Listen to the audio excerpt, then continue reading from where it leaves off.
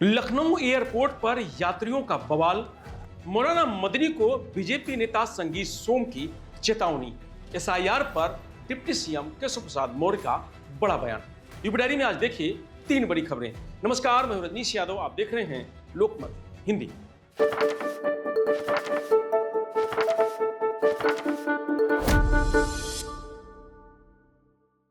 Lucknow airport पर यात्रियों ने लगातार दूसरे दिन बवाल काटा। यहां शुक्रवार दोपहर करीब 2 बजे इंडिगो के काउंटर पर कर्मियों से यात्रियों के बीच झड़प हो गई। यात्रियों का कहना था कि फ्लाइट कैंसिल रहती है, इसके बावजूद बोर्डिंग पास दिए जा रहे हैं।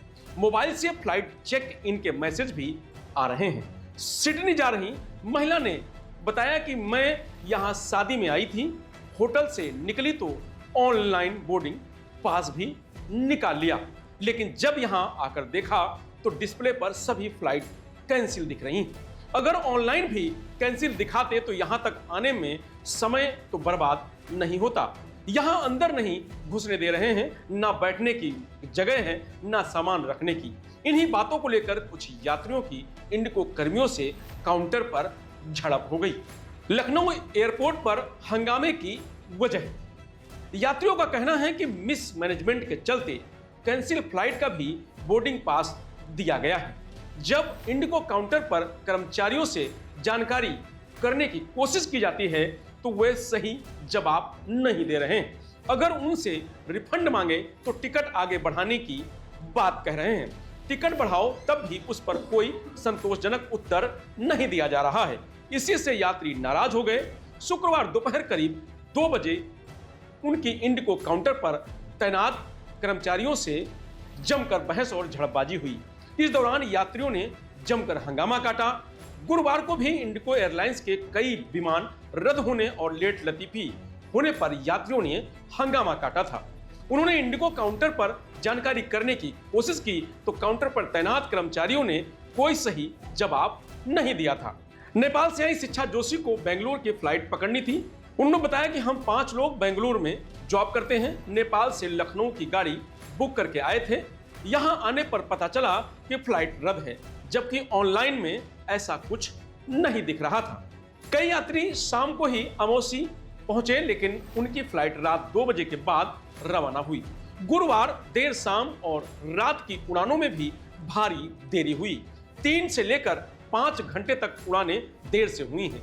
लखनऊ से रात 9 बजे बेंगलुरु जाने वाली फ्लाइट रात 11:30 बजे रवाना हुई है। रात 9 बजे दमम के लिए उड़ान देर शाम 2:10 पर हुई है। तो वहीं गोवा से आने वाली उड़ान रात 12:20 पर और दमम से आने वाली उड़ान रात 1:30 पर पहुंची। लगातार विलंब और उड़ानों के रद्द होने से यात्रियों को भारी असुविधा का सामना करना पड़ रहा है, जिससे एयरपोर्ट पर पूरे दिन अफरा तफरी का माहौल बना रहा। एयरपोर्ट सूत्रों के अनुसार इंडिगो प्रबंधन ने अपने पायलटों को 8 घंटे की बजाय 12 घंटे की ड्यूटी करने का निर्देश दिया है। पायलट इस आदेश से असंतुष्ट हैं और तय सीमा से अधिक समय तक कार्य करने से इनकार कर रहे हैं।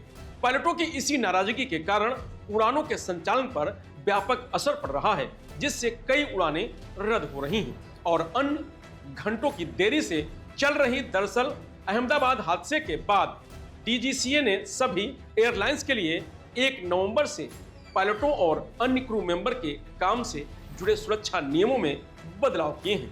अब इसका सबसे ज्यादा असर इंडिगो एयरलाइंस पर पड़ता दिखाई दे रहा है।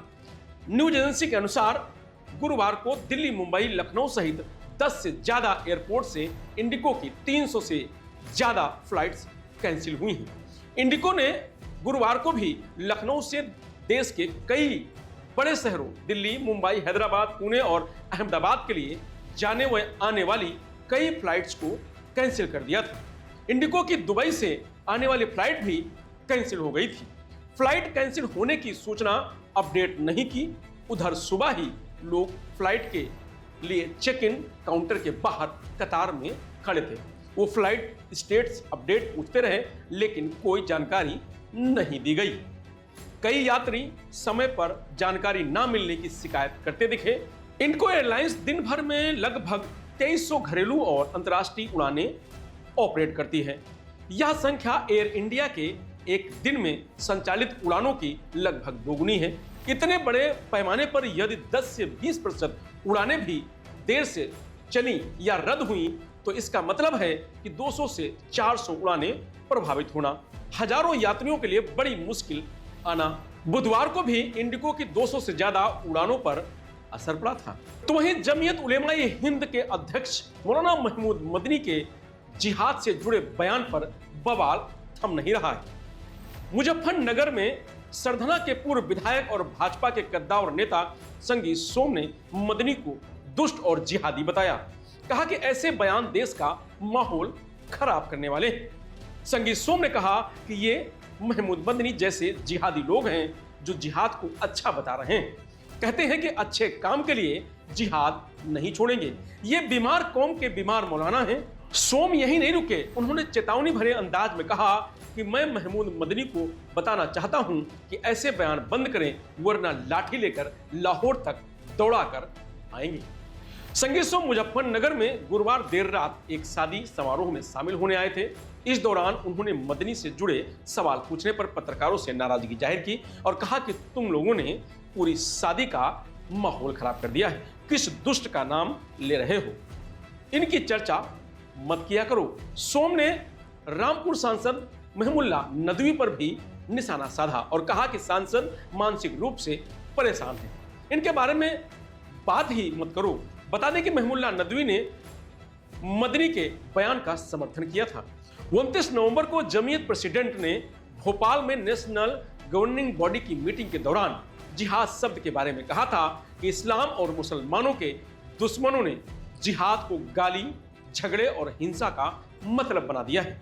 आज लब जिहाद, लैंड जिहाद, तालीम जिहाद, थूक जिहाद, ओट जिहाद जैसे शब्दों का इस्तेमाल मुसलमानों की आस्था का अपमान करने के लिए किया जाता है।